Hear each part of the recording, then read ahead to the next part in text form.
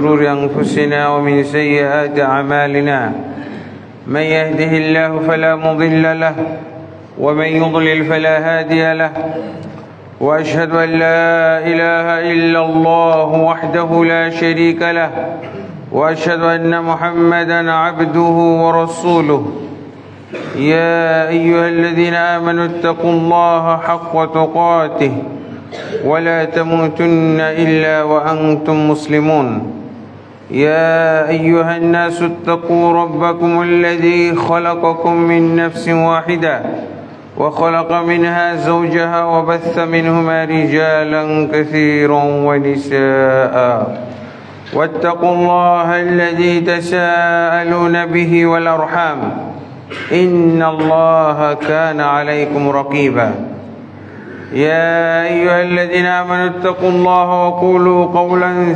سديدا يصلح لكم أعمالكم ويغفر لكم ذنوبكم ومن يطع الله ورسوله فقد فاز فوزا عظيما أما بعد فإن خير الحديث كتاب الله وخير الهدي هدي محمد صلى الله عليه وسلم وشر الأمور محدثاتها وكل محدثة بدعة وكل بدعة ضلالة وكل ضلالة في النار أما بعد فأعوذ بالله من الشيطان الرجيم يسألونك عن الساعة أيان مرساها قل إنما علمها عند ربي لا يجليها لوقتها إلا هو وقال النبي صلى الله عليه وسلم بعثت أنا والساعة كهاتين رواه البخاري ومسلم আলহামদুলিল্লাহ আল্লাহ তাবারক ওয়া তাআলার অসংখ্য অগণিত তারিফাত যে আল্লাহ তাবারক ওয়া তাআলা আমাদেরকে অত্যন্ত দয়া পরবশ হয়ে তিনি তার হেফাজতে রেখেছেন এবং সুস্থ রেখে আমাদেরকে আজকে সালাতুল জুমা আদায় করার জন্যে আদাবরস্থ সহি আকিদা মানহাজের মসজিদ বাইতুল মামুর চাঁদ মসজিদে আসার তৌফিক দান করেছেন আলহামদুলিল্লাহ রাব্বিল আলামিন। নবী মুহাম্মদুর রাসূলুল্লাহ সাল্লাল্লাহু আলাইহি ওয়াসাল্লামের প্রতি অসংখ্য অগণিত সালাতু সালাম নাজিল হোক। আল্লাহুম্মা সাল্লি আলাইহি আল্লাহুম্মা বারিক আলাইহি আল্লাহুম্মা সাল্লিম আলাইহি। অতঃপর আমরা আজকে ইতিপূর্বে যে কিয়ামতের আলামতের উপরে খুতবা প্রদান করে আসছিলাম, ধারাবাহিকভাবে মাঝখানে একদিন আমরা গত মাসের জমাটায় ব্যতিক্রম করে ফেলেছিলাম। আজকে আবার আমরা সেই ধারাবাহিকতা রক্ষা করে খুতবা প্রদান করব ইনশাআল্লাহ। কিয়ামতের আলামত। কিয়ামত হচ্ছে আমাদের এই পার্থিব জীবনের সমাপ্তি এবং সমাপ্তির চূড়ান্ত অবস্থা আছে। তার পূর্বে কিছু রাসূলুল্লাহ সাল্লাল্লাহু আলাইহি ওয়াসাল্লাম আলামত বলেছেন, কোরআনে সংক্ষিপ্তভাবে এসেছে এবং রাসূলুল্লাহ সাল্লাল্লাহু আলাইহি ওয়াসাল্লাম হাদিসে বিস্তারিতভাবে আলোচনা করেছেন। এবং কোরআন এবং হাদিস স্টাডি করে গবেষণা করে গবেষকরা এগুলো নিয়ে ব্যাপকভাবে আলোচনা করেছেন এবং স্বতন্ত্রভাবে একাধিক খণ্ডে গ্রন্থ প্রণয়ন বা সংকলন করেছেন। তার একটি সংকলন আমি আপনাদের সামনে রেখে খুতবা দিয়ে থাকি। সেটি হলো অত্যন্ত অথেন্টিক এবং গুরুত্বপূর্ণ, যেটা মদিনা ইউনিভার্সিটির সিলেবাস হিসেবে গণ্য হয়েছে।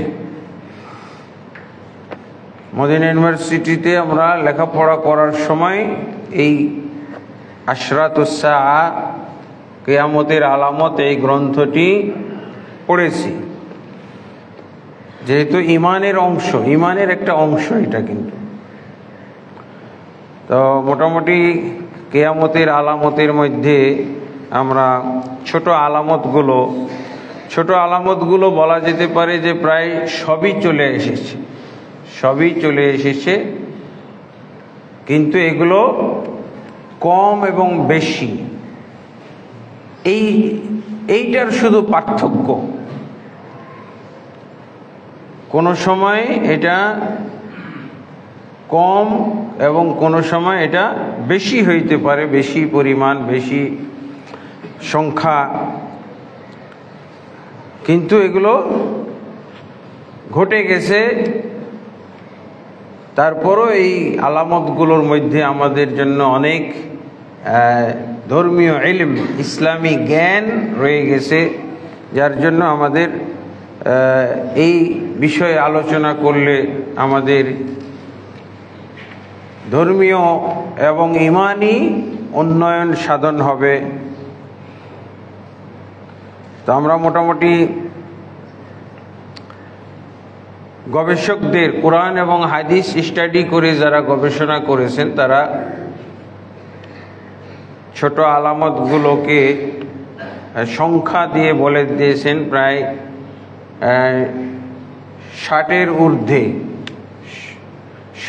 ঊর্ধ্বে একটি আলামত আমরা এখন এই আলামতের সম্মুখীনের আলামতের মধ্যে আমরা বলা যেতে পারে আক্রান্ত। কিয়ামতের সব আলামত অকল্যাণজনক নয় বা আমাদের জন্য অমঙ্গল নয়। অনেক কিয়ামতের আলামত যেগুলো হলো মঙ্গলজনক, কল্যাণজনক। তো একটি আলামত হচ্ছে ছোট আলামতের মধ্যে কাসরাতুজ জালাজিল, মানে ছোট আলামতের মধ্যে বেশি বেশি ভূমিকম্প দেখা দেবে। রাসূলুল্লাহ সাল্লাল্লাহু আলাইহি ওয়াসাল্লামের সহিহ বুখারীর হাদিস থেকে পাওয়া যাচ্ছে, আবু হুরায়রা রাদিয়াল্লাহু আনহু বলছেন, এগুলোর এক একটার যদি আমরা ব্যাখ্যা দিতে চাই, পরিপূর্ণভাবে হক আদায় করে আলোচনা করতে যাই, তাহলে ধরেন যে এই যে 60টি আলামত, 60টা খুতবা লাগবে। তারপরে তো এগুলো সব ছোট আলামত। এখানে আবু হুরায়রা রাদিয়াল্লাহু আনহু থেকে বর্ণিত হাদিস, লা তাকুমুস সাআতু হাত্তা তাকসুরাজ জালাজিল, কিয়ামত অনুষ্ঠিত হবে না যতক্ষণ পর্যন্ত মানুষ মানে বেশি পরিমাণ ভূমিকম্পের সম্মুখীন না হবে। বেশি পরিমাণ ভূমিকম্প, রাসূলের যুগও ভূমিকম্প হয়েছে, পরবর্তীতে হয়েছে, প্রত্যেক যুগেই ভূমিকম্প হয়ে থাকে। কিন্তু কিয়ামতের আলামত কোনটাকে ধরা হয়েছে? বেশি পরিমাণ, ঘন ঘন কি বলে ভূমিকম্প হওয়া। আর এই ছোট আলামতের মধ্যেই দেখা যায় যে অনেক সময় বিরাট ক্ষতি হয়ে যায়। যেমন তুরস্কে প্রায় 50,000 লোক মারা গেছিল। এই যে কিছুদিন আগে আফগানিস্তানে ভূমিকম্প হলো, সেখানেও 2,000-এর উপরে লোক মারা গেছে। আমাদেরও এখানে গত জুমা, তাই না, গত জুমার বার ঢাকাতে বা বাংলাদেশের অনেক এলাকায় ভূমিকম্প হয়েছে। সেই ভূমিকম্প 8-10 জন মতো লোক মারা গেছে। আর এই ভূমিকম্প এবং পরবর্তীতে আরো যে কি বলে আবহাওয়া থেকে যে বলা হচ্ছে, ভূতত্ত্ববিদ যারা বলতেছেন, তারা বলছে আরো ভূমিকম্প হবে। সবাই আমাদের অন্তরে খালি ভূমিকম্প হইতেই আছে। জমিনের ভূমিকম্প তো হচ্ছে, আর আমাদের অন্তরে এবং দেহের মধ্যে, আমাদের মনের মধ্যে ভূমিকম্প খালি চলতেই আছে। সব আতঙ্কে আমরা সবাই জর্জরিত, আতঙ্কে মারা যাওয়ার উপক্রম। বিভিন্ন ধরনের সম্ভাবনা শোনা যায়, এত লাখ লোক মারা যাবে, এই হবে সেই হবে, এগুলো আমরা শুনতেছি। এবং এই ছোট ছোট ভূমিকম্প হচ্ছে, এরপরে আসবে বড় ভূমিকম্প, ঢাকা শহরে 2 লক্ষ লোক মারা যাবে। এগুলো কে বলছে? আমাদের সম্ভাবনা। কিন্তু মুমিন মুসলিমদের কি এইসব বিশ্বাস করে, এইসব আমলে নিয়ে তাদের কি জীবনে, তাদের আমলে, তাদের ঈমানের উপরে প্রভাব ফেলতে পারে? মুমিনরা তো ঈমানের মাধ্যমেই সব ফয়সালা করে ফেলবে, ঈমান বিল গায়ব। আর মুমিন যারা প্রকৃত অর্থে ঈমানদার, তারা তো আল্লাহর কাছে যাইতেই বেশি আগ্রহী, তাই না? আল্লাহ রাসূল সাল্লাল্লাহু আলাইহি ওয়াসাল্লামকে কি বলা হয়েছিল? যে আপনি কি আল্লাহর সান্নিধ্য চান, নাকি পৃথিবীতে আরো দীর্ঘদিন বেঁচে থাকতে চান? আল্লাহ রাসূল সাল্লাল্লাহু আলাইহি ওয়াসাল্লাম কি বলছিলেন? যে না, আমি চলে যেতে চাই। এটাই হলো মুমিনদের। তাহলে এরকম ঈমান আমার প্রস্তুত করতে হবে, এরকম সৎ আমল থাকবে। আল্লাহ যা নির্ধারণ করেছেন এর বাইরে কিছুই ঘটবে না। আর এটাকে যদি আপনি আযাব গজব মনে করে থাকেন, এই জালজালা আর এই ভূমিকম্পকে যদি আপনি আযাব গজব মনে করে থাকেন, তাহলে এর জন্য তো আল্লাহ তাবারক ওয়া তাআলা ব্যবস্থা দিয়েছেন। সেই ব্যবস্থাটা কি? আপনি ঈমানকে শুদ্ধ করবেন, ঈমান সহি করবেন, ঈমানকে মজবুত করবেন, আল্লাহর উপরে ভরসা রাখবেন, আল্লাহর তাকওয়া মেনটেন করবেন, আল্লাহকে ভয় করবেন, সৎ আমল করবেন, আর বেশি বেশি তওবা ইস্তেগফার করবেন। সৎ আমল বলতে রাসূলুল্লাহ সাল্লাল্লাহু আলাইহি ওয়াসাল্লাম যেভাবে আমল করতে বলে গেছেন, রাসূলুল্লাহ সাল্লাল্লাহু আলাইহি ওয়াসাল্লামের পন্থা পদ্ধতি অবলম্বন করে যদি আমরা সৎ আমল করি, ঈমান এবং সৎ আমলের মাধ্যমে, তওবা ইস্তেগফারের মাধ্যমে আমরা এই আযাব গজব থেকে রেহাই পাইতে পারি। আপনি আপনার বাড়িতেই নিরাপদ। আল্লাহর আযাব গজব যদি, আপনি পালিয়ে কোথায় যাবেন? আল্লাহ আপনাকে ধরতে পারবে না? আল্লাহ আপনার ঠিকানা জানবে না? মালাকুল মউত কি আপনার ঠিকানা হারিয়ে ফেলবে নাকি? আপনি আপনার ঢাকার বাড়ি ত্যাগ করে চলে গেছেন, ত্যাগ করে কোথায় গেছেন? এই ঠিকানা কি মালাকুল মউত জানে না? আল্লাহ কি জানে না? অতএব আপনি আপনার স্থানে থেকে যদি মনে করেন, আপনি আশঙ্কা মনে করেন, আপনি যদি ধ্বংস হয়ে যাবেন মনে করেন, আল্লাহর আযাব গজব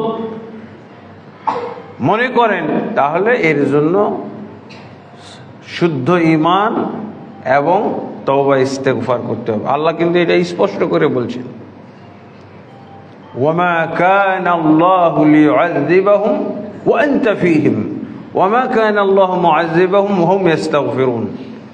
সূরা আরাফের 33 নম্বর আয়াতে আল্লাহ বলছেন যে আল্লাহ কশিন কালেও আযাব দিবেন না।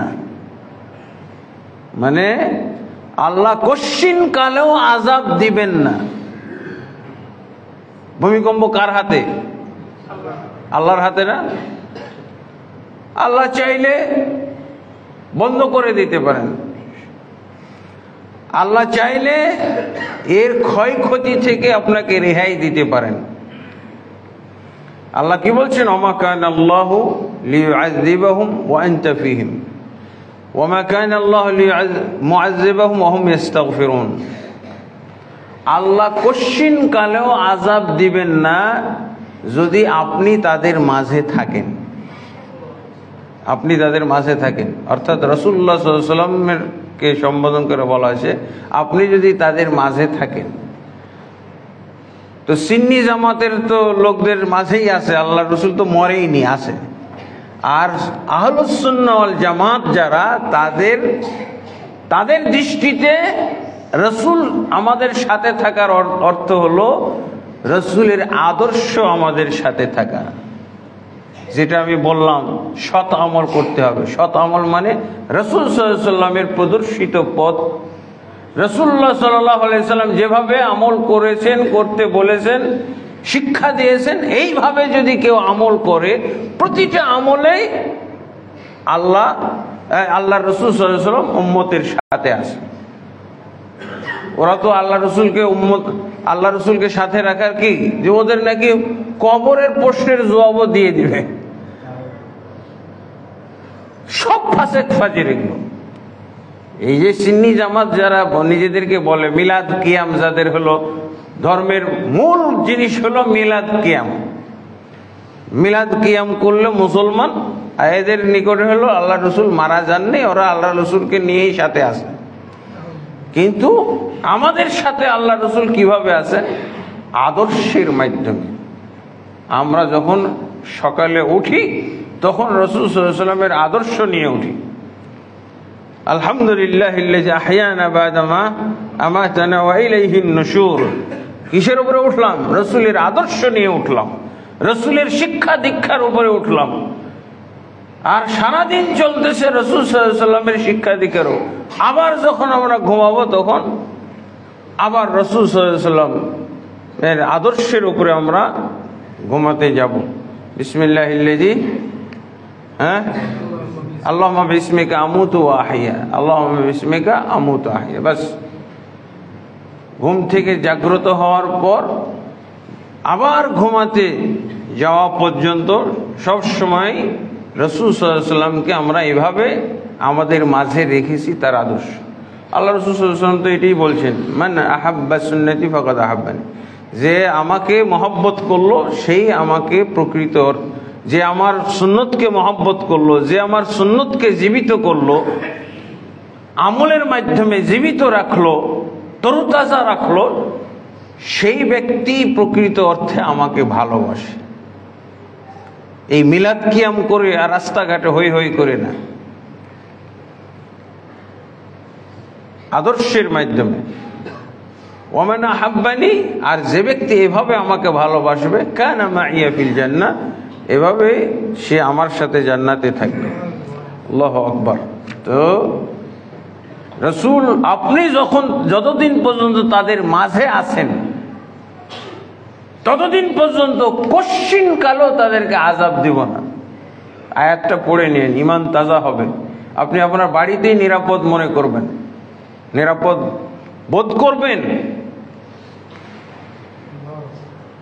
তারপরে ওমা কানা আল্লাহু মুআযযিবাহুম ওয়া হুম ইস্তাগফিরুন, আল্লাহ কশ্চিন কালেও আযাব দিবে না যতক্ষণ তারা ইস্তেগফার করতে থাকে।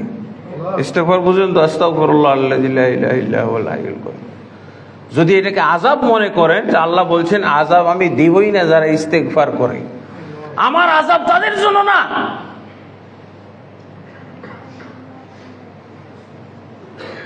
আর মুমিন ব্যক্তি তো আল্লাহর কাছে, আল্লাহর সান্নিধ্যে পৌঁছার জন্য সবসময় কি করে?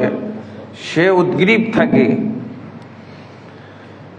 তো এটা তাহলে এই যে ভূমিকম্প নিয়ে, ভূমিকম্পের ভয়ে কি করে ফেলবেন না করে ফেলবেন, ইমান টিমান সব শেষ, ভূমিকম্পেই মেরে ফেলবেন। আরে মৃত্যু আল্লাহর হাতে। খালাকাল মাউত ওয়াল হায়াত লিয়াবলুয়াকুম আইয়াকুম আহসানু আমালা। তিনি মৃত্যু, হায়াত, মউত সৃষ্টি করেছেন তোমাদেরকে যাচাই করার জন্য, কে সুন্দর আমল করতে পারো। হায়াত মউত যদি আল্লাহর হাতে থাকে তাহলে আপনার ভয়ের কারণ কি? আর আল্লাহ তো বলে দিয়েছেন যে প্রত্যেকের জন্য আল্লাহ সময় নির্ধারণ করে রেখেছেন। লিকুল্লি উম্মাতিন আজালুন ফাইযা জাআ আজালুহা লা ইস্তাখিরুনা সাআতান ওয়া লা ইস্তাকদিমুন। প্রত্যেক উম্মতের জন্য, প্রত্যেকটা প্রাণীর জন্য আল্লাহ তাবারক ওয়া তাআলা সময় নির্ধারণ করে রেখেছেন। এই সময়ের 1 সেকেন্ড 1 মিনিট আগেও সে মরবে না, আর পরেও সে মরতে পারবে না।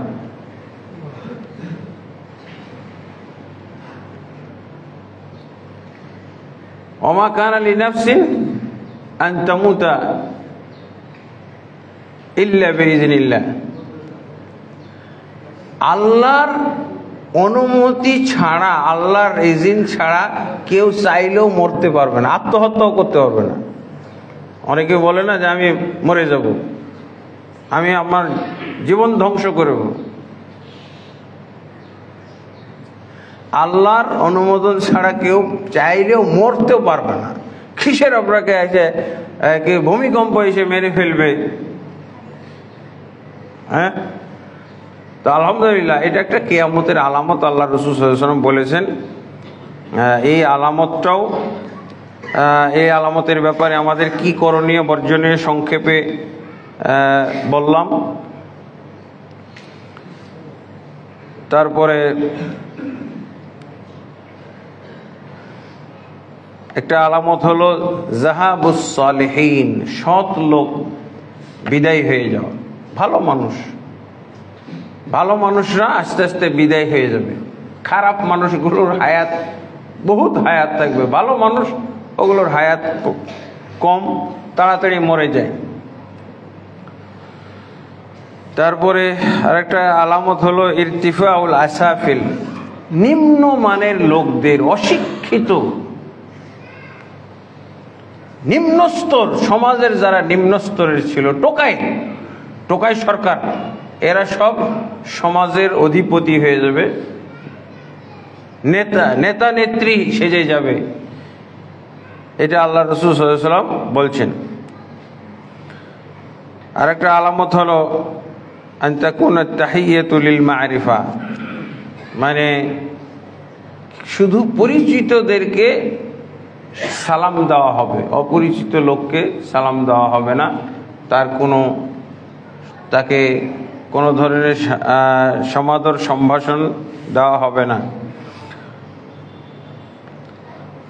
তারপরে আরেকটা আলামত হলো জুহুরুল কাসিয়াত আল আরিয়াত। এর আগে আরেকটা আছে, এর সাথে সম্পর্কযুক্ত, কাসরাতুশ শুরাত, মানে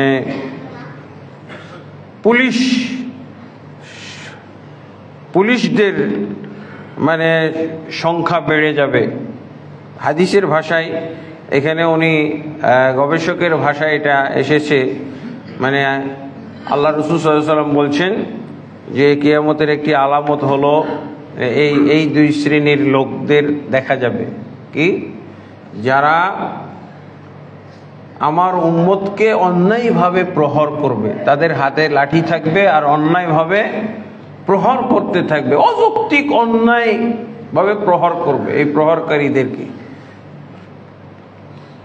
দেখা যায় যে এই যে বিশেষভাবে আমাদের সমাজে যখন এই যে দলাদলি চলতেছে, রাজনৈতিক দল, হ্যাঁ, রাজনৈতিক বিভিন্ন দল, ক্ষমতাসীন দল, বিরোধী দল, এইগুলো থাকলে আর দলাদলি থাকলে এগুলো মারামারি হবে, মারামারি হওয়া ফরজ। এই জন্য ইসলামে দলাদলি হলো হারাম। যারা দলাদলি করে তাদেরকে একেবারে ব্রাশ ফায়ার করে হত্যা করার নির্দেশ আছে। একটা দল থাকবে, মুসলমানদের একটা দল থাকবে, বাস, এরপরে কোনো মায়া মমতা নাই। যারা বিরোধী দল বিরোধিতা করে, মুসলমানের বিরোধিতা করে, তাদের ব্যাপারে ইসলামে কোনো মায়া দয়ার নিয়ম রাখা হয়নি। আগে তার নেতাটাকে হত্যা করতে হবে, আর যারা তাকে নেতা বানিয়েছে তাদেরকে হত্যা করতে হবে। এই হাদিস আপনি মানতে পারবেন? গণতন্ত্র চর্চা করতে করতে এই হাদিস আর মানার রুচি নেই, মেরে ফেলবে। একটা জীবনের আছে না, নিরাপত্তা আছে না? কিসের নিরাপত্তা? নিরাপত্তা হলো তার ইসলাম যাকে নিরাপত্তা দিয়েছে, নিরাপত্তা তার জন্য যাকে আল্লাহ নিরাপত্তা দিবেন। মানুষকে তৈরি করছে, আল্লাহ তৈরি করছে না? মানুষকে আমি তৈরি করছি, আমি মানুষদেরকে গড়ে তুলেছি, বড় করেছি, এরকম আল্লাহ করেছেন, আল্লাহর নির্দেশ, রসুলের নির্দেশ, রসুল সাল্লাল্লাহু আলাইহি ওয়াসাল্লামের নির্দেশ। ঐক্য অনেক দামি জিনিস, আমরা যা মনে করতেছি এরকম না। গণতান্ত্রিক নিয়মে অনৈক্য করা ফরজ, দলাদলি করা হলো ফরজ। যত দল বেশি হবে তত ভালো। এটা কি ইসলামের সাথে যায় নাকি? আল্লাহ রাসূল সাল্লাল্লাহু আলাইহি ওয়াসাল্লাম বলছেন যে এই দলাদলির ভিতর দিয়ে এই কিয়ামতের আলামতটা বের হয়েছে। বিরোধী দলকে পিটাও, দুর্বল দলকে সবল দল মিলে পিটাও। সরকারি দল বিরোধী দলকে পিটাও। পিটনি খাইল না, গোটা জনগণ তো খাইল এই 15-16 বছর। এই লাঠিয়াল বাহিনী, এই পিটন দেওয়া বাহিনীর ব্যাপক হয়ে যাবে, ব্যাপক। এটা কিয়ামতের একটা আলামত। খেলাফত কাল পর্যন্ত, রসুলের যুগ থেকে শুরু করে 1924 সাল পর্যন্ত মুসলমানরা সব এক দল ছিল। বিভক্ত হয়ে, বিভক্তকারী নেতা, বিভক্ত যদি দল আলাদা করে ফেলে, সে যদি জান্নাতি লোক হয়, সে যদি তাহাজ্জুদের মধ্যেও থাকে, তবুও তাকে হত্যা করে ফেলার কথা আছে। আব্দুল্লাহ বিন জুবাইর রাদিয়াল্লাহু আনহু অনেক পরহেজগার, অথচ তিনি মক্কার কত পবিত্র জায়গা, পৃথিবীর মধ্যে সবচেয়ে পবিত্র জায়গা, এই পবিত্র জায়গায় কিছু মুসলমানদেরকে নিয়ে তিনি একটা দল বের করেছিল, তাকেও হত্যা করা হয়েছিল। এবং তাকে যারা সমর্থন করেছিল তাদেরকে হত্যা করা হয়েছে। এবারে তুমি কে? তুমি কি সাহাবী? সাহাবীকেও হত্যা করা হয়েছে। হোসেন রাদিয়াল্লাহু আনহুর কথা তো আমরা সহ্যই করতে পারবো না। হোসেন রাদিয়াল্লাহু আনহু সমস্ত সাহাবী নিষেধ করে দিয়েছেন, দেখো ঐক্য নষ্ট করো না। ইয়াজিদ তো আর কাফের হয়ে যায় নাই, ফাসেক। আমরা খুব জোর কম ইমানদার, দুর্বল ইমানদার। হোসেন আপনার চাইতেও সে কম ইমানদার, সে ফাসেক ফাজির হইতে পারে, কিন্তু তার মাধ্যমে যখন ঐক্য গড়ে উঠছে, এমনকি কুফাবাসীরাও প্রথম দিকে হোসেন রাদিয়াল্লাহু আনহুকে চাইছিল, সেই কুফাবাসী পর্যন্ত তাদের মত প্রত্যাহার করলো, মত ফিরিয়ে নিল। দিয়ে এখন হোসেন রাদিয়াল্লাহুর সাথে কেউ নাই, শুধু তার ফ্যামিলির লোকেরা। জান্নাতি লোকও যদি হয়, জান্নাতি লোক, তার মাধ্যমে যদি বিভক্তি তৈরি হয়, দল তৈরি হয়, তা আল্লাহ রাসূল সাল্লাল্লাহু আলাইহি ওয়াসাল্লাম কি বলছেন? হাদিসটা শুনবেন, আরফাজা রাদিয়াল্লাহু থেকে বর্ণিত, মুসলিম শরীফে হাদিস। তিনি বলছেন যে মান আতাকুম ওয়া আমরুকুম জামিউন আলা রাজুলিন ওয়াহিদিন ফাকতুলুহু কাইনাম মান কানা।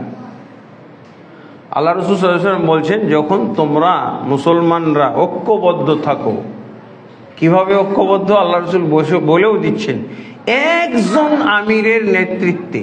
কয়জন? একজন। রাজুলিন ওয়াহিদ মানে কি? এখন তো অনেকে বক্তব্য পড়ে আরবি কিছু শিখে ফেলছে। ঐক্যবদ্ধ হয় কিসের ভিত্তিতে? একজন মানুষের নেতৃত্বে যখন তোমরা ঐক্যবদ্ধ থাকো, এমত অবস্থায় দ্বিতীয় কোনো ব্যক্তি যদি এসে বলে যে আমিও নেতা, আমিও আমির এই দেশের, আমিও একজন সভাপতি, তাহলে আল্লাহ রাসূল সাল্লাল্লাহু আলাইহি ওয়াসাল্লাম বলছেন উকতুলুহু কাইনাম মান কানা, তাকে হত্যা করে ফেলো, সে যেই হোক না কেন, সে জান্নাতি হোক। তাও জান্নাতি সবচেয়ে পরহেজগার লোক যদি হয় বাংলাদেশের মধ্যে, তাকে হত্যা করে ফেলো। সে যদি মক্কাতেও থাকে, সে যদি মদিনার মসজিদে নববীর মধ্যে যে আশ্রয় নেয়, তাকে হত্যা করে ফেলো। কাইনাম মান কানা, সে যেই হোক না কেন। এটার ব্যাখ্যা আপনি করেন, আমার করার দরকার নাই। এই শব্দটার অর্থ আপনি করেন যে তাকে হত্যা করে ফেলো, কাইনা মান কানা, সে যেই হোক না কেন। কি বুঝাইতে চাইলেন আল্লাহ রাসূল? আর আমাদের দেশে কি পাগল ছাগল, বাউল টাউল নাকি এরাও নাকি, এদেরও একটা দল আছে, আউল বাউল ফাউল নাউজুবিল্লাহ, এদেরও নাকি একটা দল আছে, এদেরও নাকি একটা মর্যাদা আছে, এদেরও নাকি সুরক্ষার ব্যাপার স্যাপার আছে এই দেশে দিতে বাধ্য। সবাই মতভেদের শেষ নাই। তরিকত ফেডারেশন আছে, মাজার কবর দরগা দরবারওয়ালা, মাজার পূজার একটা দল আছে, শিরকের দল, কুফরির দল, জাতীয়তাবাদী দল, গণতন্ত্রী দল, ধর্মনিরপেক্ষ দল, এ তো নাপাক জঘন্য জঘন্য দল। আরে জান্নাতি ব্যক্তির, জান্নাতের সার্টিফিকেট পাওয়া ব্যক্তির আন্ডারেও যদি কোনো দল হয়, আল্লাহ রাসূল সাল্লাল্লাহু আলাইহি ওয়াসাল্লাম উকতুলুহু কাইনা মান কানা, ঐক্য এর চেয়ে দামি জিনিস, ঐক্যবদ্ধ হওয়া। আসলে তো আমাদের এইসব বিষয়গুলো হঠাৎ করে এই খুতবাতে শুনে তো আমরা সব মাথা নষ্ট করে ফেলবো। আমাদের প্লে গ্রুপ থেকে ভর্তি হইতে হবে, এইসব প্লে গ্রুপ থেকে ভর্তি হইতে হবে, সব মুসলমানকে প্লে গ্রুপ থেকে ভর্তি হইতে হবে। কিসের মুফতি মুহাদ্দিস, প্লে গ্রুপে ভর্তি হবে বেটা। ইসলামের উপরে আবেগ চালাইতেছে, প্রচলিত নিয়ম, আমি একটা যদুমধু নিয়ম বানাই দিছি, সেটা দিয়ে ইসলামকে সংস্কার করতে চাই, ইসলামকে সাইজ করতে চাই। নাউজুবিল্লাহ, ইসলাম দিয়ে সাইজ করতে হবে সবকিছু। তারা আল্লাহ রাসূল সাল্লাল্লাহু আলাইহি ওয়াসাল্লাম বলছেন জুহুরুল কাসিয়াতুল আরিয়াত, কাপড় পরা উলঙ্গ নারী দেখা যাবে। এটা সাহাবীরা বুঝতেনই না, কাপড় পরে উলঙ্গ নারী কিভাবে হয়। এটা আমাদের যুগে বের হয়েছে। কাপড় পরেও উলঙ্গ কত দেখি না আমরা। এই যে ব্লাউজ পরা নারীগুলো, এই যে পাতলা কাপড় পরা নারীগুলো, এগুলো কারা? ওড়না একটা নিচে মনে হচ্ছে ফাঁসি দেওয়ার জন্য গলায় ঝুলাই রাখছে, যে কোনো সময় ওড়না দিয়ে ফাঁসি দেওয়া যাবে। ও তো ওড়না গায়ে দিয়ে নাই, ফাঁসি দেওয়ার মতো করে রাখছে। আর এই ওড়নাতে ফাঁসি দিয়ে মরতেছে কতগুলো জাহান্নামে যাইতেছে, তাই না? ফাঁসি দেওয়ার মতো করেই রেখে দিয়েছে ওড়নাটা। নাউজুবিল্লাহ। এই ওড়না নিয়ে এটা ফাইজলামি, তামাশা একটা। জুহুরুল কাসিয়াতুল আরিয়াত, আল্লাহ রাসূল সাল্লাল্লাহু আলাইহি ওয়াসাল্লাম বলছেন কিয়ামতের আলামত। এটা এক সময় হিন্দুরা পর্যন্ত পর্দা করত, এখন মুসলমান মহিলারা এটা চর্চা করতেছে। এই কিয়ামতের আলামত, এটা অকল্যাণজনক আলামত। এগুলো সব ব্যভিচারী, যারা কাপড় পরেও উলঙ্গ অবস্থা আছে, একবারে ঢালাও ভাবে, এগুলো সব ব্যভিচারিণী মহিলা। প্রকাশ্যে তো আমরা যা দেখতেছি ব্যভিচারের যে অবস্থাটা, অপ্রকাশ্য আল্লাহ তাবারক ওয়া তাআলা ভালো জানেন। এই মহিলারাই দামি বেশ্যা হিসেবে সমাজে কাছে পরিচিত। নাউজুবিল্লাহ। সিদকু রুয়াল মুমিন।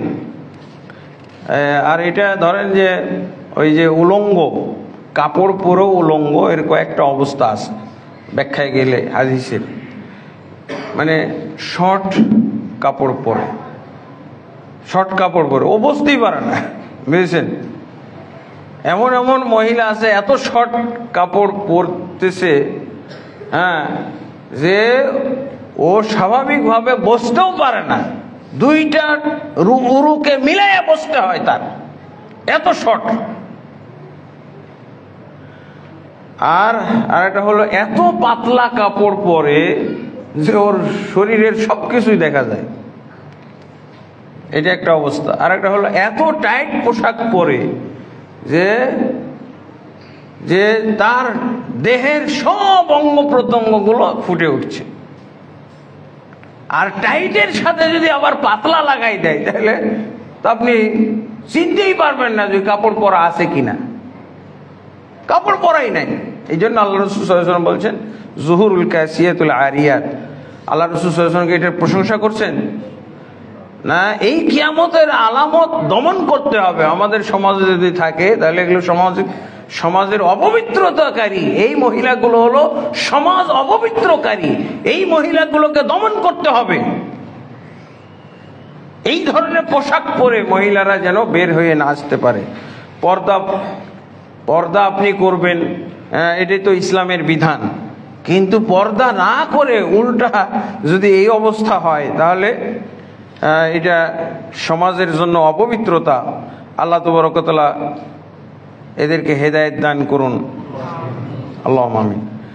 সিদকুর রুয়াল মুমিন, আল্লাহ রাসূল সাল্লাল্লাহু আলাইহি ওয়াসাল্লাম বলছেন কিয়ামতের একটি আলামত হলো মুমিন ব্যক্তির স্বপ্ন সত্য হয়ে যাবে, ব্যাপকভাবে সত্যে পরিণত হবে। খুব মুমিন ব্যক্তির, সত্যিকার যারা মুমিন মুসলিম পরেজগার, তাদের স্বপ্নগুলো সত্যে পরিণত হবে। যেই স্বপ্ন দেখুক সত্য হয়ে যায়, কিন্তু সেই স্বপ্ন অনুযায়ী বিধান দিতে পারবে না। স্বপ্নের মাধ্যমে সে উপকৃত হইতে পারবে, কিন্তু স্বপ্নের দ্বারা বিধান প্রণয়ন করতে পারবে না। আমি আমার জীবনে স্বপ্ন দ্বারা পরিচালিত হয়েছি একটা ঘটনায়। সেটা হলো 2018 সনে মতিউর রহমান মাদানী ভাই আমার কাছে ডেট নিয়েছিল, একটা সেমিনারের ডেট নিয়েছিল প্রধান আলোচক হিসেবে, দাম্মাম দাওয়া সেন্টার।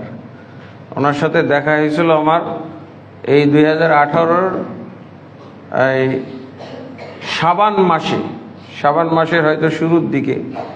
তো উনি রমজান মাসে একটা ডেট নিলেন, তো আমি ডেট দিলাম। তো এখন যাব যে, আমি তো বাংলাদেশ চলে আসলাম শাবান মাসে গিয়ে, আবার রমজান মাসে আবার ভিসা করে তারপর যাব। কিন্তু এসে দেখতেছি যে খুব ভিসার জটিলতা। 6টা গোয়েন্দা সংস্থা আমার ফাইল চেক করে তারপরে ভিসা দেওয়া হবে, এই রিপোর্ট অনুযায়ী ভিসা দেওয়া হবে। তো যেখানে আমি ভিসার জন্য আবেদন করলাম, বলল যে আপনি মনে হয় এই সময়ের মধ্যে ভিসা পাবেন না। তা আমি বললাম যে ইনশাল্লাহ পাবো, আমি যেহেতু ওয়াদা দিছি পাবো।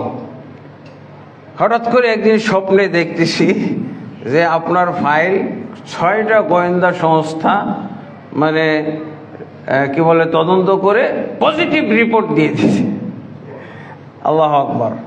তো আমি আবার এই স্বপ্নের ভিত্তিতে ওনাকে জানাই দিলাম যে ভাই আমার ফাইল রেডি হয়ে গেছে, ইনশাআল্লাহ পজিটিভ রিপোর্ট আসছে, আমার ভিসা হবে। এমনি বলতেছি, কেন যেন আমার আস্থা আসতেছে এই স্বপ্নটার উপরে, স্বপ্নের ভিত্তিতে বলে দিলাম। পরে কাছাকাছি ডেট এসে গেছে, আর 1 সপ্তাহ বাকি। তো কি খবর, ভিসা লাগছে? বলছে না ভিসা পাই নাই, তবে পেয়ে যাবো ইনশাল্লাহ। তো উনি আবার আমাকে প্রধান আলোচক হিসেবে তিনি এখতিয়ার করছিলেন। ওনার আশঙ্কা হইল যে যাইতে পারি কি না। তো আর একজন আলোচক উনি নিলেন, সাইফুদ্দিন বেলাল, দ্বিতীয় আলোচক। তো ব্যাকআপ হিসেবে আমি যদি যাইতে না পারি, ভিসা টিকিটের ব্যাপার। আর এক টিকিটওয়ালাকে বললাম এজেন্সির যে ভাই আমার আপনি প্লেনের টিকিটটা রেডি রাখেন। বলছে 24 ঘন্টা পর্যন্ত থাকে, এরপর তো ক্যান্সেল হয়ে যায়। বলছে 24 ঘন্টার পর ক্যান্সেল হয়ে গেলে আবার আপনি বুকিং দিবেন, এইভাবে চলতে থাকে, আমার জন্য বুকিংটা আপডেট থাকে। তো উনি আমার কথা শুনছেন, ঠিক আছে। এরপরে আর একদিন বাকি, আজকে এবং আগামীকালকেই প্রোগ্রাম, এখনো ভিসা লাগেনি। তো আলহামদুলিল্লাহ একদিন আগে ফজরের টাইমে, ফজরের আগে স্বপ্ন দেখছি যে আমার ভিসা লেগে গেছে।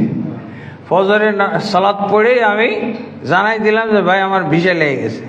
ঠিক সকাল 10টায় খবরও আসতেছে আপনার ভিসা লেগে গেছে, আপনি ভিসা নিয়ে যান। আর এদিকে প্লেনওয়ালাকে ওই যে কাউন্টারে বলে রাখছিলাম যে ভাই আপনার কি বুকিংয়ের খবর কি? বলছে আপনার বুকিং আছে। বলছে আপনি টিকিট করে ফেলেন, ভিসা হয়ে গেছে আলহামদুলিল্লাহ। তো এই এই এই ইনফরমেশনগুলো আবার ওই দাম্মাম দাওয়া সেন্টারে আমি স্বপ্নের ভিত্তিতেই দিয়ে যাচ্ছিলাম। তো এই জন্য ওখানে যখন গেলাম দাওয়া সেন্টারে প্রোগ্রাম করতে, তখন এই স্বপ্নের একটা ব্যাপার ছড়িয়ে পড়লো যে শেখ স্বপ্নের ভিত্তিতে গেলে আমাদেরকে তথ্য জানিয়ে গেছে। আলহামদুলিল্লাহ সেই স্বপ্ন আল্লাহ বাস্তবায়ন করছেন, সত্যে পরিণত করে দিয়েছেন আলহামদুলিল্লাহ। এরকম সবার জীবনে হইতে পারে, স্বপ্নের মাধ্যমে অনেক কিছু আল্লাহ জানিয়ে দেন। এবং এটাকে বলা হয়েছে নবুয়তের ৪৬ ভাগের ১ ভাগ। মুমিন ব্যক্তির স্বপ্ন নবুয়তের ৪৬ ভাগের ১ ভাগ, এটা সহিহ হাদিসের মধ্যে আছে। আলহামদুলিল্লাহ এর বাস্তবতা থাকবে তো। যারা হাদিস মানে না, কোরআন মানে, তারা তো এটা পরীক্ষাও করতে যাবে না, পরীক্ষা করে দেখতেও পাবে না। আর আমরা হাদিসে পেয়েছি এবং বাস্তবে দেখতেছি, আশা করি। এবং এটাকে আল্লাহ রাসূল সাল্লাল্লাহু আলাইহি ওয়াসাল্লাম বলছেন যে কিয়ামতের একটি আলামত। তবে এই আলামতটা কি? কল্যাণজনক, এটা রহমত। কাসরাতুল কিতাব ওয়া ইন্তিশারুহা, ব্যাপক লেখালেখির যুগ আসবে, খুব ব্যাপকভাবে লেখালেখি, বই পুস্তক ছড়াছড়ি, ব্যাপকভাবে লেখালেখি, বিভিন্ন ব্যাপারে বই পুস্তক আমরা পাচ্ছি। তারপরে অথচ পাঠক নাই, বই পড়তে চাই না। কিন্তু এই যে দেখেন গেটে লাইব্রেরি আছে, কিন্তু কয়জন বই কিনে? যে পরিমাণ আমাদের কমপক্ষে আমাদের সংগ্রহে থাকা দরকার। প্রত্যেকের ঘরে যেন একটা করে লাইব্রেরি থাকে, প্রত্যেকের ঘরে ঘরে লাইব্রেরি থাকা উচিত। এক মূর্খ মানুষ সৌদি আরবে দাওয়াত খাইতে গেলাম, তো তার বাড়িতে দেখি বড় বড় কিতাব, তাফসির ইবনে কাসির, তাফসির কুরতুবী, তাফসির বাগাবী, ফাতহুল বারি, অথচ উনি উম্মি লোক, পড়তেই পারে না। বলছে আপনি কেন বাড়িতে এইসব কিতাব লাগছেন? এগুলো তো আলেমদের বাড়িতে থাকার কথা। বলছে আমি আলেম দাওয়াত করি আর পড়ে শোনাইতে বলি। আলেম দাওয়াত করে খাওয়াই আর আলেমকে বলি যে আমাকে এই কিতাবটা কিছুক্ষণ পড়ে বুঝান আপনি। ও তো পড়লেই বুঝে, ও পড়তে পারে না কিন্তু পড়লেই বুঝতে পারে, আরবি ভাষা না। তা আমাদের আল্লাহ এটাও একটা মানে কল্যাণজনক একটা আলামত যে বেশি বেশি লেখালেখি হবে এবং বেশি বেশি কিতাবপত্রের ছড়াছড়ি দেখা যাবে। আমাদের সমাজে সহিহ কিতাবও যেমন আছে, বাতিল কিতাবও আছে। বাতিল কিতাব বেশি, সহিহ কিতাব তো আপনার একবারে গেটের কাছে এসে গেছে। কিন্তু আপনি যখন মসজিদ থেকে বের হয়ে যাবেন আর সহিহ বই খুঁজে পাবেন না। লাইব্রেরি, আপনাকে লাইব্রেরির নাম জানতে হবে, রাইটারের নাম জানতে হবে, তারপরে আপনি সহিহ বই পাবেন। কিন্তু এখানে মসজিদের গেটে যেগুলো পাচ্ছেন সব বাছাইকৃত বই, সব নির্ভরযোগ্য আলেমদের দলিল ভিত্তিক বই পাওয়া যায়। কিন্তু আমাদের বই কেনার এবং পড়ার পাঠকের খুবই সংখ্যা কমে গেছে। আর তাহাউন বিসসুনান আল্লাতী রাগাবা ফিহা আল ইসলাম, যে সমস্ত সুন্নাহ আমলের ব্যাপারে ইসলাম আমাদেরকে উৎসাহিত করেছে, আমাদেরকে প্রেরণা দিয়েছে, এই সমস্ত সুন্নাহ আমরা পালন করতে শিথিলতা প্রদর্শন করি, অলসতা, শিথিলতা, এগুলোর ব্যাপারে আমরা অন্যমনস্ক অবস্থায় থাকি। অথচ এগুলো ছোট ছোট সুন্নাত, কিন্তু এইগুলোর মধ্যে কল্যাণ আছে যদি এই সুন্নাতগুলো আমরা জীবিত করতে পারি। যেমন মুসলমানের মধ্যে যে ভ্রাতৃত্ববোধ, মিলমিশ, একজন আরেকজনকে আপন করে নেওয়া, আপন ভাবা, তারপরে বিভিন্ন যে সুন্নতি আমলগুলো আছে এগুলো করা, সালাতুল ইশরাক, সালাতুদ দুহা, তাহিয়াতুল মসজিদ, মাগরিবের আগে 2 রাকাত সুন্নাত, এগুলো তো আমাদের দেশে এমনভাবে পরিত্যক্ত হয়েছে।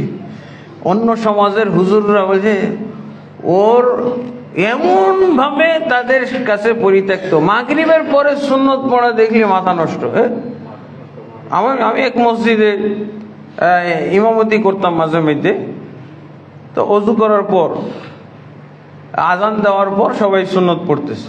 এক মুফতি সাহেব মসজিদে ঢুকছে, ঢুকে সে চোখ বড় বড় করে তাকাইতেছে গোটা মসজিদ, যে কি ব্যাপার, কেবল আজান শুনলাম আর কখন নামাজ হয়ে গেল সবাই সুন্নত পড়তেছে।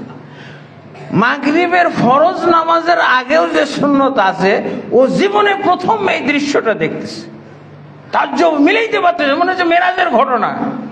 হ্যাঁ, আরে আমি আজান শুনতে শুনতেই তো অজু করতেছি, অজু করতে করতে আজানটা শেষ হইল মাত্র, আজান শেষ হওয়ার পরে মসজিদে ঢুকতেছি, কখন ফরজ নামাজ হয়ে গেল, সব সুন্নত পড়তেছে। ফরজের আগে যে সুন্নত আছে ও তো বিশাল চ্যালেঞ্জ করে বসে, না এই ব্যাপারে কোনো হাদিস নাই, কিসের মাগরিবের আগে সুন্নত, মাগরিবের আগে কোনো সুন্নত নাই, আমি চ্যালেঞ্জ করে বসলো। তো আল্লাহর কি হুকুম, ওই মসজিদে কুতুব সিত্তা হাদিসের 6খানা কিতাবই আছে, রাখছে। তো আমি বাইর করে দিলাম, এই যে পড়েন তো, সল্লু কাবলাল মাগরিবে রাকাতাইন, সল্লু কাবলাল মাগরিবে রাকাতাইন, সল্লু কাবলাল মাগরিবে রাকাতাইন। তোমরা মাগরিবের পূর্বে 2 রাকাত সালাত পড়ো, মাগরিবের পূর্বে মানে মাগরিবের ফরজ সালাতের পূর্বে 2 রাকাত সালাত পড়ো। তারপরে লাস্টে আল্লাহ রাসূল সাল্লাল্লাহু আলাইহি ওয়াসাল্লাম বলেছেন লিমান শাহ, যে চাই পড়তে পারে, এটা ওয়াজিব না। যেভাবে আল্লাহ রাসূল বলছেন 3বার রিপিট করে, মাগরিবের পূর্বে 2 রাকাত পড়ো, মাগরিবের পূর্বে 2 রাকাত পড়ো, মাগরিবের পূর্বে 2 রাকাত পড়ো, মনে হচ্ছে ওয়াজিব। তো চতুর্থ শব্দটা বলো লিমান শাহ, যে চাই। কেউ ইচ্ছা করলে নাও পড়তে পারে। এই হাদিসটা ওনাকে দেখালাম, মনে হচ্ছে চোখ বড় বড়, মনে হচ্ছে সে শিশু, হাদিসের কাছে সে শিশু, কেবল জন্ম নিল, এরকম অবস্থা। মানে কিছু সুন্নত এমন ভাবে পরিত্যক্ত, মানে বেদাতের সমাজ তো, বেদাত খুব মজা লাগে, আর সুন্নতকেই বেদাত বলে ফেলি আমরা, নাউজুবিল্লাহ। আল্লাহ রাসূল সাল্লাল্লাহু আলাইহি ওয়াসাল্লাম বলছেন সুন্নতকে পরিত্যাগ করা হবে, সুন্নাহ আমলের প্রতি মানুষের শিথিলতা দেখা দেবে। কাসরাতুল কাযিব ওয়া আদামুত তাসাব্বুত ফি নাকলিল আখবার, বেশি বেশি মিথ্যার প্রচলন ঘটবে, এবং তদন্ত ছাড়া কথাবার্তা, তদন্ত যাচাই বাছাই ছাড়া কথাবার্তার প্রচলন ঘটে যাবে, প্রবণতা দেখা দিবে। সব এখন সত্য কথা খুঁজে পাওয়াই মুশকিল হয়ে গেছে। কি আলেম, কি হুজুর, কি ইমাম, কি মুয়াজ্জিন, কি ব্যবসায়ী, কি রিক্সাওয়ালা, কি নেতা, হ্যাঁ। আর রাজনীতি করলে তো সত্য কথা বলাই হারাম, সত্য কথা বলাই হারাম। আর আরো বিপদ হলো, সে যত মিথ্যা বলবে, সব মিথ্যাকে সত্য বলাটাই হলো কর্মীদের কাজ, দলের সদস্যদের কাজ হলো নেতা যা বাতিল কথা বলবে, যত মিথ্যা কথা বলবে, যত অন্যায় কথা বলবে, এগুলো সব সাপোর্ট করা এলো দল করার নিয়ম। নেতা যা বলবে ওইটাই ঠিক। যদি এই নিয়ম হয় তাহলে কিয়ামতের আলামত না। সত্য খুঁজে পাওয়াই মুশকিল এখন আমাদের দেশে। এই রাজনীতি কিসের রাজনীতি? রাজনীতি হলো মিথ্যা কথাবার্তা, ওয়াদা ভঙ্গ, মিথ্যা কথাবার্তা, প্রতারণা, ধোঁকা, এগুলো ছাড়া কিচ্ছুই দেখা যায় না রাজনীতির ভিতরে। এমনকি এর প্রভাব পড়ে গেছে একবারে ক্ষেত মজুর পর্যন্ত, রিক্সাওয়ালা পর্যন্ত, কেউ সত্য কথা বলতে চায় না। আল্লাহ তাবারক ওয়া তাআলা আমাদের সমাজে সত্যবাদী লোকদের সংখ্যা বাড়িয়ে দিন, আল্লাহুম্মা আমিন। তারপরে মিথ্যা সাক্ষী দেওয়া মারাত্মক কথা। এটা থেকে আল্লাহ রাসূল সাল্লাল্লাহু আলাইহি ওয়াসাল্লাম কঠিনভাবে সতর্ক করেছেন যে এই কবিরা গুনার মধ্যে এটা একটা এমন গুনাহ যে আল্লাহ রাসূল সাল্লাল্লাহু আলাইহি ওয়াসাল্লাম এই গুনার ভয়াবহতা উল্লেখ করতে গিয়ে বসা থেকে দাঁড়িয়ে গেছিলেন। শাহাদাতুজ জুর। অথচ কোর্ট কাছারি, এই যে অ্যাডভোকেটের চেম্বার যেগুলো দেখি আমরা, ব্যারিস্টার, বিচারকদের চেম্বার, খালি মিথ্যাচারে ভর্তি। মিথ্যা আর মিথ্যা। একজন তো বললেন আমার খুবই কষ্ট লাগে, খুবই কষ্ট পাইছি। সে আবার আহলে হাদিস পরিচয় দিয়ে থাকে। এগুলো হলো জন্মগত আহলে হাদিসের মধ্যে এই সমস্যাগুলো আছে। পৈতৃক সূত্রে আহলুল হাদিস, আমরা আবার পৈতৃক সূত্রে জন্মগতভাবে আহলুল হাদিসের ফজিলত বলে থাকি, নাউজুবিল্লাহ। চর্চার ভিত্তিতে, আমলের ভিত্তিতে আহলুল হাদিস, এইটা হলো আসল আহলুল হাদিস। কিসের জন্মগত আর কিসের পৈতৃক সূত্রে আহলুল হাদিস হওয়া, এটার কোনো নিয়ম নেই। এই যে এখানে এই যে বাইতুল মামুর চাঁদ মসজিদে, আমি তো মনে করি 99% এক জন্মগত আহলুল হাদিস এখানে নাই। 99% সব হলো চর্চার ভিত্তিতে আহলুল হাদিস, যারা সহি আকীদা বলে থাকে। সহি আকীদার সাথে এখন যোগ হয়েছে সহি আকীদা, সহি মানহাজ। পৈতৃক সূত্রে আহলুল হাদিস এখানে খুবই পাওয়া মুশকিল, এখন ইদানিং কমে যাচ্ছে। পৈতৃক সূত্রের চাইতে, পৈতৃক সূত্রে জন্মসূত্রে আহলুল হাদিসদের চাইতে যারা লেখাপড়া করে ঈমান এবং আমল, সহি আমল চর্চার ভিত্তিতে যারা আহলুল হাদিস, এরাই হলো খাঁটি আহলুল হাদিস। এরা তো অবশ্যই আমাদেরকে সত্যবাদী হইতে হবে। তো যেটা বলতে যাচ্ছিলাম, এক অ্যাডভোকেট সাহেব আহলুল হাদিস বলছেন, উনি তার কৃতিত্ব জাহির করতেছে সেই আহলুল হাদিস একটা মাদ্রাসায়। বলছে সে কত জানো একজন অ্যাডভোকেট, যে দিবালোকে 70 জনের সামনে মার্ডার করেছে, অথচ সেই মার্ডার কেসের আসামিকে আমি বাঁচাই দিছি। আহলুল হাদিসের কলঙ্ক। দেখতাম যে আসলে তাকে খুব সম্মান করে সবাই, আমার কাছে কোনো সম্মান নাই, কানাকড়ির সম্মান নাই এই অ্যাডভোকেট। কিসের তোর পেশা? এটা নাপাক পেশা, এটা হারামি পেশা। যদি এরকম মার্ডার কেসের 70 জনের সামনে হত্যা করেছে, অথচ সেই আসামিকে নির্দোষ খালাসের ব্যবস্থা করে দিয়েছে, এটা কিসের আহলুল হাদিস? মিথ্যার এমন শক্তি এখন আমরা দিয়ে ফেলেছি মাত্রা। কাসরাতুন নিসা, আল্লাহ রাসূল সাল্লাল্লাহু আলাইহি ওয়াসাল্লাম আরেকটা ছোট আলামত বলছেন, মহিলাদের সংখ্যা বেড়ে যাবে আর পুরুষদের সংখ্যা কমে যাবে। বাংলাদেশে তো এখন নাকি এটা কি হাদিস অনুযায়ী হয়েছে? এটা বাস্তবতা অনুযায়ী হয়েছে। এটা আল্লাহ রাসূল সাল্লাল্লাহু আলাইহি ওয়াসাল্লাম সেই 1400 বছর আগে বলে গেছে, মহিলাদের সংখ্যা বেড়ে যাবে এবং পুরুষদের সংখ্যা কমে যাবে। এই জন্যই তো ইসলামে একাধিক বিবাহ বৈধ করা হয়েছে। একাধিক বিবাহ বৈধ, ফরজ না। অনেকে আবার ফরজের মতো করে প্রচার করে থাকে এর পিছনে। এটা শরীয়ত সম্মত, বৈধ, হালাল, এর বিরুদ্ধে কোনো উক্তি করা যাবে না, মন্তব্য করা যাবে না। তবে এটাকে ফরজ বলা যাবে না, ফরজের মতো করে নেওয়া যাবে না। যারা ফরজের মতো এটাকে আমল করতে চায়, এবং অনেক মহিলার ঈমান যাচাই করে, ঈমান যাচাই করে, স্ত্রীর ঈমান যাচাই করে, কি আমি আরেকটা বিবাহ করব, রাজি আছো? এই না না না, আর ঈমান নেই, ঈমানই নেই, ফালতু কথাবার্তা। আল্লাহ রাসূল সাল্লাল্লাহু আলাইহি ওয়াসাল্লাম নিজে বিবাহ করেছেন, কারণ আল্লাহ রাসূল সাল্লাল্লাহু আলাইহি ওয়াসাল্লামকে 100 মতো বিবাহ করার আল্লাহ ক্ষমতা দিয়েছিলেন, কিন্তু কয়টা করেছেন? 11টা। কিন্তু আল্লাহ রাসূল সাল্লাল্লাহু আলাইহি ওয়াসাল্লাম আলী রাদিয়াল্লাহু আনহুকে বলে দিয়েছেন, আমার মেয়ে ফাতেমা জীবিত থাকতে তুমি দ্বিতীয় বিবাহ করতে পারবে না। কি বুঝলেন আপনি? আপনি তো মনে করেন যে এটা ওয়াজিব, ফরজ হয়ে গেছে। ঠিক আছে, এটা যদি সমজদার ভিত্তিতে, এটা যদি আমরা ঈমান বিশ্বাসের পাশাপাশি এটার আমলও বাড়ায়, তো এটা ভালো আছে। কিন্তু শুধুমাত্র অনেকেই দেখা যায় যে বহু নারীতে আসক্ত, এক নারীতে তার হয় না, নেই, সে সুষম বন্টন করার ক্ষমতা রাখে না, বন্টন করতেও পারবে না, সেই যোগ্যতা নাই, কিন্তু তার একাধিক বিবাহ করার প্রতি আকর্ষণ এত যে তার স্ত্রীকে যাচাই করে, মনে হচ্ছে এটাই রুকুন আউয়াল, ঈমানের প্রথম রুকন, যে আমি আরেকটা বিবাহ করতে চাই, তুমি রাজি আছো? রাজি না, বা আমতা আমতা করতেছে, বা হয়তো গড়িমসি করতেছে, ওই যে ঈমান নেই, শেষ। এটা কি ঈমানের রুকন নাকি? ফালতু কথাবার্তা। এটা বাস্তবতা। যেহেতু আল্লাহ রাসূল সাল্লাল্লাহু আলাইহি ওয়াসাল্লাম বলছেন যে মেয়েদের সংখ্যা বেড়ে যাবে, অবশ্যই তাহলে পুরুষের ঘাটতি থাকলে একাধিক বিবাহ, এখান থেকেই তো বোঝা যায়।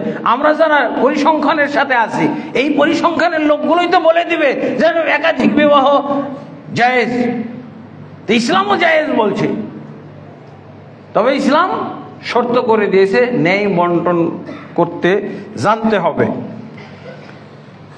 কাসরাতু মাউতিল ফুজাত, আর এইভাবে মহিলাদের ঈমান পরীক্ষা করা এটা এক ধরনের বেঈমানি কাজ, এটা একটা বাস্তবতা। মহিলারা সতীন পছন্দ করে না, এটা অপছন্দ করাটা তার ঈমানের ঘাটতি নয়, এটা হলো তার স্বভাব। আল্লাহ যেই স্বভাব দিয়ে মহিলাদেরকে সৃষ্টি করেছেন এই স্বভাবকে পরিবর্তন করা যাবে না। আয়েশা রাদিয়াল্লাহু আল্লাহ রাসূল সাল্লাল্লাহু আলাইহি ওয়াসাল্লামের স্ত্রীদের মধ্যে কত কি ছিল। আয়েশা রাদিয়াল্লাহু আনহা এত পরহেজগার মহিলা, অথচ খাদিজা রাদিয়াল্লাহু আনহা থাকার সময় কিন্তু একজনকেও বিবাহ করেননি, দ্বিতীয় বিবাহ আল্লাহ রাসূল করেননি খাদিজা রাদিয়াল্লাহু আনহা থাকা অবস্থায়। কারণ এই স্ত্রীর কাছে অনেক অবদান ছিল, এই স্ত্রীর অনেক অবদান ছিল রাসূলের প্রতি এবং ইসলামের প্রতি, ইসলামী দাওয়াতের ক্ষেত্রে, যার জন্য আল্লাহ রাসূল সাল্লাল্লাহু আলাইহি ওয়াসাল্লাম তাকে মূল্যায়ন করেছেন, তাকে সম্মান এবং মর্যাদা দিয়েছেন, দ্বিতীয় বিবাহ করেননি। আর যখন আল্লাহ রাসূল একাধিক বিবাহ করলেন, আয়েশা রাদিয়াল্লাহু আনহা খাদিজার প্রশংসা শুনলেই মাথা নষ্ট হয়ে যেত। কি বলতেন? মা তাযকুরু আজুজা মিন আজাইজ কুরাইশ হালাকাত ফিদ দাহর। কি আপনি আমার সামনে এই মহিলাটার এই কি বলে কুরাইশ বংশের একটা কি বলে বৃদ্ধ মহিলা, সেই বৃদ্ধ মহিলার প্রশংসা আপনি আমার কাছে করেন। হালাকাত ফিদ দাহর, সে কালের আবর্তে ধ্বংস হয়ে গেছে। আল্লাহু আকবার। তারপর আল্লাহ রাসূল সাল্লাল্লাহু আলাইহি ওয়াসাল্লামকে বলেননি যে তুমি কাফের হয়ে গেছো। মানে সতীনের প্রতি সতীনের এইরকম হিংসা বা অসহ্যকর অবস্থা, এটা বাস্তবতা, এটা স্বভাবজাত। আর আপনি এটাকে ইমানের রুকন বানিয়ে ফেলেছেন, নাউজুবিল্লাহ। এগুলো আসলে এত সহিহ আকীদা ভালো না, ঠিক আছে?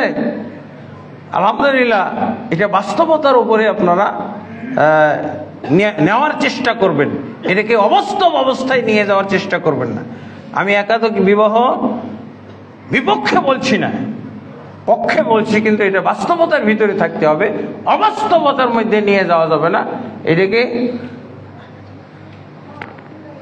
এরপরে আছে কাসরাতু মাউতিল ফুজাত, মানে হঠাৎ মৃত্যুর ঘটনা ঘটবে, হঠাৎ মৃত্যুর ঘটনা।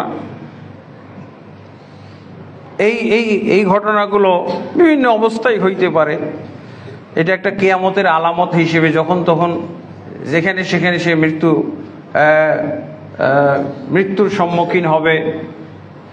হয়তো সমাজ এবং পরিবেশ পারিপার্শ্বিকতার কারণে এই যে দ্বন্দ্ব কলহ, যে আমাদের সমাজে এই হানাহানি, এই যে বিরোধ, দলাদলি, এগুলোর কারণে হইতে পারে। অ্যাক্সিডেন্টের কারণে হইতে, বেশি বেশি অ্যাক্সিডেন্ট হচ্ছে, রাস্তাঘাটে অ্যাক্সিডেন্ট হচ্ছে, সেটাও হইতে পারে। উকুত তানাকুর বাইনান নাস, মানুষের মাঝে অপরিচিতি ভাব, আত্মীয়কে চিনবে না, মনে হচ্ছে অপরিচিত লোক, অথচ মুসলিম ভাইয়ের প্রতি সবসময় সে আপনের মতো আচরণ করবে, ভাই আচরণ করবে, অথচ পরিচিত লোককে দেখে মুখ ফিরিয়ে নিচ্ছে, তার থেকে পালিয়ে বেড়ানোর চেষ্টা করছে। আউদুল আরদি আল আরব মুরুজান ওয়া আনহারান, মরুভূমিগুলো এক সময় শস্য শ্যামল হয়ে উঠবে, এটা একটা কিয়ামতের আলামত। আমরা সৌদি আরবে গেলে এখন দেখতে পাই মরুভূমি, পাহাড়ের মধ্যে বিভিন্ন ঘাস, উদ্ভিদ সবুজ হয়ে গেছে। তারপরে নদী নালা, পানিও দেখা যায় না, এরকম আরও বাড়বে কিয়ামতের আলামত হিসেবে। তারপরে হাসরুল ফুরাত আন জাবাল মিন যাহাব, ফুরাত নদীতে পাহাড়, স্বর্ণের পাহাড় জাগ্রত হবে, এবং সেই স্বর্ণের পাহাড়কে নিয়ে যুদ্ধ হবে, সেই যুদ্ধের কথা এসেছে, তবে এটা এখনো আসে নাই। কালামুস সিবা ওয়াল জামাদাত লিনিনস, পশু পাখি মানুষের সাথে কথা বলবে। এর একটা তো হলো দাব্বাতুল আরদ, বড় কিয়ামতের আলামত, সেটা আসবে। এমনি পশু পাখিও অনেক সময় আমরা ট্রেনিং দিয়ে কথা বলাই, তাই না? কথা বলছে। তারপরে ইহুদিদেরকে হত্যা করার ঘটনা ঘটবে। তারপরে মদিনায় খারাপ লোকদেরকে বহিষ্কার করা হবে মদিনার থেকে। তারপরে আবার কিয়ামতের আগে মদিনা ভালো লোক শূন্য হয়ে যাবে, মদিনাতে কোনো লোকই থাকবে না, শুধুমাত্র পশু পাখি থাকবে। মদিনার যত নেয়ামত নাজ নেয়ামত সবই থাকবে, অথচ মদিনাবাসী, এটার দুইটার পর্ব, একটা হলো দাজ্জালের সময় ওই প্রকম্পন দেখা দিবে, কম্পন উঠবে 3 বার মদিনাতে, তখন লোকজন সব, ওই দাজ্জাল তো মদিনার মধ্যে ঢুকবে না, দাজ্জালের কাছে মদিনার লোকেরা বের হয়ে যাবে এবং নারীরা ব্যাপকভাবে বের হয়ে যাবে। তারপরে তো দাজ্জাল পরীক্ষা করবে, যারা মুমিন তারা টিকবে, যারা মুনাফিক, যারা কাফের, যাদের ভিতরে কুফরি ছিল, মুনাফিকই ছিল, তারা ফেল করবে এবং দাজ্জালের উপরে ঈমান আনবে। এরপরে ছোট কিয়ামতের আলামতের মধ্যে এক ধরনের কি বলে রেশমের মতো একেবারে নরম স্পর্শের নম্রতা অনুভব করবে মুমিনরা। এরকম একটা বাতাস প্রবাহিত হবে, যেই বাতাসের মাধ্যমে মুমিনরা মৃত্যুবরণ করবে। তারপরে এটা একটা ছোট আলামতের মধ্যে এসেছে। তারপরে মসজিদুল হারাম, বাইতুল্লাহ যেটা এখন হারাম এলাকায়, হারাম মসজিদুল হারাম, সেই মসজিদুল হারামকে হালাল করে ফেলা হবে। এটা হলো ছোট আলামতগুলোর লাস্ট বলা যেতে পারে। হালাল, মদিনা ধ্বংস, মক্কাও ধ্বংস হয়ে যাবে, এবং কাবা ঘরকে ভেঙে ফেলা হবে, একটা একটা করে ইট খুলে নিয়ে যাবে। কেউ আল্লাহ হেফাজত করবেন না, কারণ মুমিন ব্যক্তি নাই তো।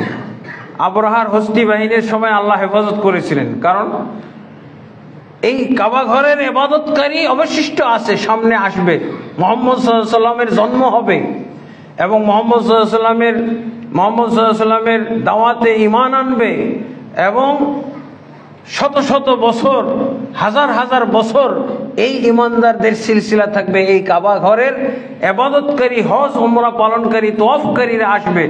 কিন্তু যেহেতু কিয়ামতের আগে আর মুমিন অবশিষ্ট থাকবে না, এই যে তখন এই কাবা ঘরকে কাফেররা ভেঙে নিয়ে যাবে, একটা একটা করে ইট খুলে নিয়ে যাবে। আল্লাহ আর বাধা দিবেন না, কারণ এই কাবা ঘরের তওয়াফকারী আর নাই তো। এই কাবা ঘরের কাজ সমাপ্ত হয়ে গেছে, কাজ ফুরিয়ে গেছে, প্রয়োজন ফুরিয়ে গেছে, আর নাই। এই জন্য তখন এই কাবা ঘর ধ্বংস হয়ে যাবে। এটা হলো ছোট আলামতগুলোর লাস্ট আলামত। আল্লাহ তাবারক ওয়া তাআলা আমাদের সবাইকে এই কিয়ামতের আলামতগুলো যথাযথভাবে বুঝে, যেগুলো কল্যাণজনক সেগুলোর সাথে থাকার, এবং যেগুলো অকল্যাণজনক সেগুলোর সাথে যেন আমরা না থাকি, সেগুলোর দমনের ব্যাপারে আমরা যেন চেষ্টা করতে পারি। আল্লাহ আমাদেরকে তৌফিক দান করুন। আল্লাহুম্মা আমিন। আস্তাগফিরুল্লাহ লি ওয়া লাকুম।